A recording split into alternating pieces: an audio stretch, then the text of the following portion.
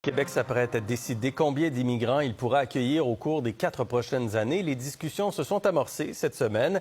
J'en ai parlé un peu plus tôt avec la ministre de l'Immigration, Christine Fréchette. Christine Fréchette, bonjour. Bonjour. Alors, première semaine de 3 semaines de consultation sur la planification en matière d'immigration au Québec.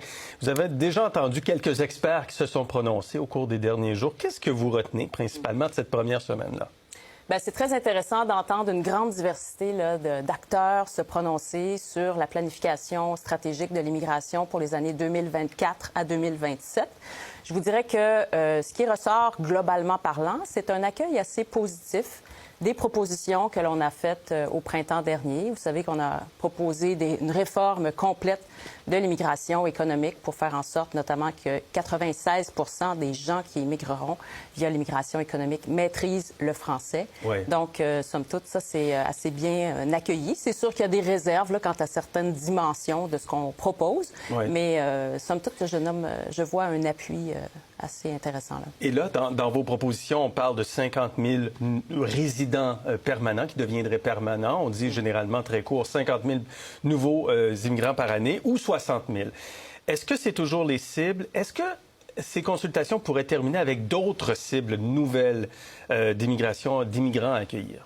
Je vous dirais qu'il n'y a rien d'exclu. Oui. Nous, on a soumis 2 propositions, puis notre souhait, c'est d'entendre les gens sur l'une ou l'autre proposition ou un entre-deux, un amalgame, quelque chose de nouveau. C'est arrivé avec le commissaire à la langue française cette semaine.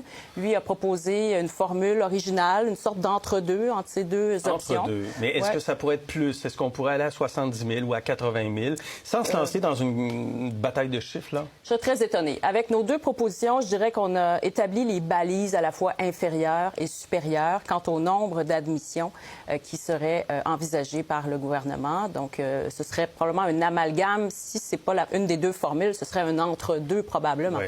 Mais pas quelque chose de bien au-delà ou bien en dessous. Là. Est-ce qu'il est clair pour vous que ça prend plus d'immigrants au Québec, compte tenu que la croissance économique passe par la croissance de la productivité, mais aussi la croissance démographique, et que notre croissance démographique passe en bonne partie par la croissance du nombre d'immigrants au Québec? Est-ce que c'est clair pour vous que ça prend plus d'immigrants au Québec?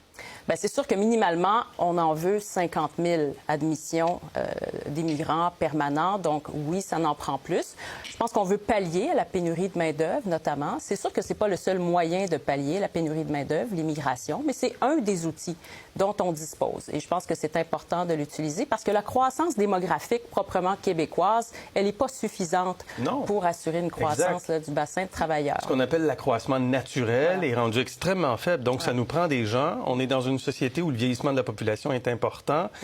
Est-ce que vous travaillez pour que soit accepté davantage? Et est-ce que vous voulez d'ailleurs qu'il y ait davantage d'immigrants puis qu'on augmente davantage les seuils au Québec? Bien, on ne ferme pas la porte à cette possibilité-là. Un des 2 scénarios qu'on soumet à discussion, c'est de faire en sorte d'augmenter jusqu'à 60 000 admissions annuelles d'ici l'année 2027, le nombre de personnes. 60 000 mais c'est jumelé à une autre formule. Ça ne se réduit pas à ça, ce scénario-là. C'est 60 000 immigrants permanents, plus ce que l'on appelle le programme Expérience québécoise diplômée en continu. Ce que ça veut dire, c'est que toute personne immigrante qui aurait gradué dans un programme d'établissement d'enseignement québécois, soit collégial ou universitaire, un programme en français, pourrait potentiellement se qualifier pour une genre de voie accélérée pour la résidence permanente. Donc ça ferait... Ce serait combien de personnes par année, ça? On n'a pas de chiffre. On n'a pas de chiffre là-dessus. On ne veut pas se lancer. Quelques milliers, moins de 10 000. On estime moins de 10 000. Donc, à voir de quelle manière le programme sera populaire, sera connu et utilisé. Mais ça viendrait s'ajouter aux 60 000 immigrants permanents. L'autre formule, c'est le statu quo. Donc, c'est de rester à 50 000. C'est ce qu'on a eu comme type d'immigration au cours des dernières années. Vous penchez plus du côté du 60 000? Nous, on a les 2 options parce qu'on est ouvert à chacune des options.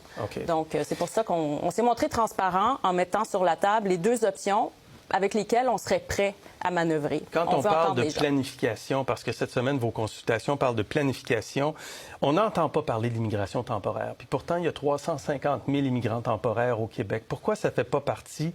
Comment on peut planifier si on ne les inclut pas dans la discussion? Bien, on en entend parler en commission. On en parle dans les documents de consultation. On en entend parler aussi via les audiences que l'on tient avec les groupes. On reçoit près de 70 groupes en audience. En à peine 3 semaines, on a reçu 77 mémoires. Et ça fait partie de la discussion parce que, notamment, il y a une des propositions qu'on met de l'avant, c'est pour faciliter le passage du statut d'immigrant temporaire à immigrant permanent pour des personnes qui ont des compétences plus manuelles. Donc ça, c'est un parcours qui est très difficile mais toujours à faire. À l'intérieur du 50-60 000. À l'intérieur du 50-60, mais c'est une nouvelle passerelle qui serait développée pour faciliter le passage pour des gens qui ont des compétences plus manuelles vers un statut de résident permanent. C'est sûr que ça vient influencer l'ensemble de la discussion puis de la réflexion à y avoir, parce qu'il y a une sorte de vase communicant entre les immigrants temporaires et les immigrants permanents. Et quand on parle de planification, comment on peut penser, planifier, franciser, s'assurer de la francisation si on ne le planifie pas, le 350 000 immigrants temporaires? Il fait partie de l'équation. On veut des immigrants francophones au Québec, mais on sait que beaucoup d'entre eux ne parlent pas français.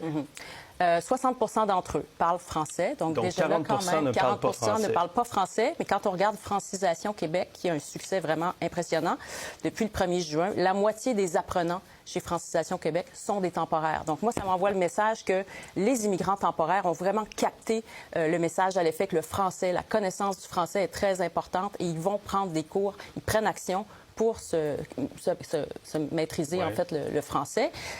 Donc, voilà. Déjà, il y a des actions de ce côté-là.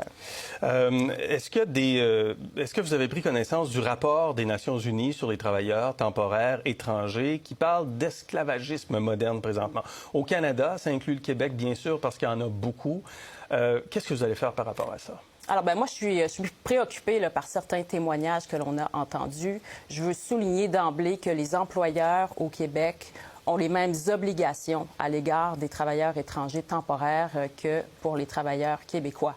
Donc, il ne devrait pas y avoir de ce type d'abus. Est-ce que vous êtes témoin de ce type d'abus? Est-ce qu'on vous appelle, on vous rapporte ce type d'abus? On nous a rapporté quelques cas. Il y a eu un témoignage pas plus tard que cette semaine durant la commission parlementaire.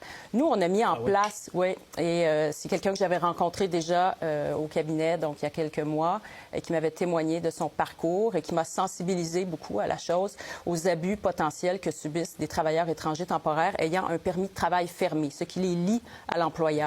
Alors moi, déjà, depuis janvier dernier, lors de mes rencontres avec mon homologue fédéral, qui était alors M. Fraser, j'ai demandé au fédéral à ce que l'on regarde les alternatives à ce permis de travail fermé. Pour moi, il est important qu'on considère des alternatives pour éviter qu'il y ait un trop grand nombre de cas d'abus. Donc, leur donner un peu plus de liberté s'ils se retrouvent dans une situation problématique. Ouais. Bien sûr, c'est le fédéral qui gère ça, tout comme d'ailleurs l'immigration permanente est largement gérée par le fédéral. Donc, pour revenir à votre question de tout à l'heure, c'est pas vraiment possible pour nous de planifier pleinement l'immigration temporaire parce qu'elle relève du fédéral. Et il faut voir aussi que c'est beaucoup l'action des entreprises qui génèrent cette immigration permanente parce que ce sont elles qui recrutent. Et le plus gros volume de travailleurs immigrants temporaires, il passe par un programme entièrement géré par le fédéral. Nous, on en a un sur lequel on a une prise. On a aussi les étudiants étrangers sur lesquels on a une prise. Donc, on peut se prononcer là-dessus, puis on peut faire des demandes au fédéral et c'est ce qu'on va faire. Donc, les consultations se poursuivent. Vous arrivez avec une nouvelle cible à quel moment? Alors, ça va être déposé le 1er novembre prochain à l'Assemblée nationale, de même que le plan d'immigration pour l'année 2024. Parfait. Merci, Christine Fréchette.